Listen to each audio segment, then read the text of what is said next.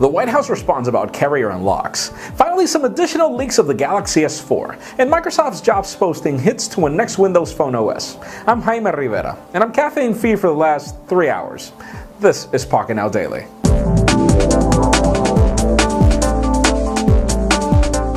The White House has just sent out a clear message that does a great job at starting our week. Let's legalize carrier unlocks. After the petition was signed a couple of weeks ago and then the FCC chairman confirmed last week that it was important to have a look at it, well, now the White House has confirmed that they'll figure out a way to make it legal. Obviously, we can't confirm as that'll take a couple of weeks, a couple of days. It could happen in a couple of months, probably a year, but what's important is that obviously the battle has begun and the White House is at our side.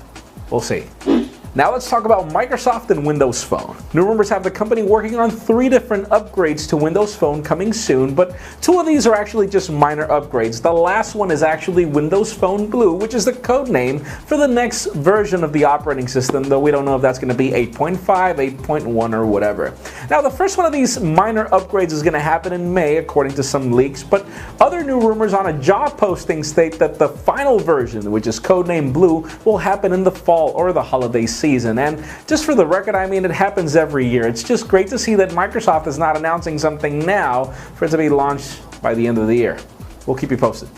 Now let's talk about Samsung. Those of you who joined me in liking the Galaxy Note 8 that we saw at MWC 2013, well, we only saw it in white at the trade show, but the interesting news is that new leaks have a black version coming out soon of the Galaxy Note 8. Though we obviously need the white one to come out first, but the point being is that apparently this comes in matte color and not really the shiny white that we saw at MWC. So it's interesting to see what Samsung brings to the table, but obviously we'll keep you posted. We have no dates just yet for either one of these versions, at least not specific. And for those of you who thought that bypassing the lock screen only happened on iOS devices, well, think again.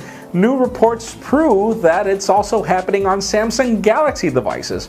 All Samsung Galaxy devices, and apparently all you have to do is go into the emergency dialer, and after a couple of tweaks you'll figure out a way to get into the device without obviously punching in the lock code and accessing certain aspects of the device at least for a limited time. It's hard to know when Samsung will fix this because we do know that upgrades to the Galaxy lineup in most cases depend on carriers, so just stay tuned, and for now, don't lend your phones to anybody. And finally, for the interesting news of the day, can you believe we finally have some Galaxy S4 leaks? Believe it or not, this company has done a fabulous job at keeping their device a secret, but now we do have some reports that the company has been working on a new eye-controlling technology that will allow you to scroll with your eyes. Yeah, you can currently use Smart Stay to leave the display on, but we kind of wonder what you're going to do by controlling your device with your eyes, aside from getting a headache. But that leads me to the question of the day.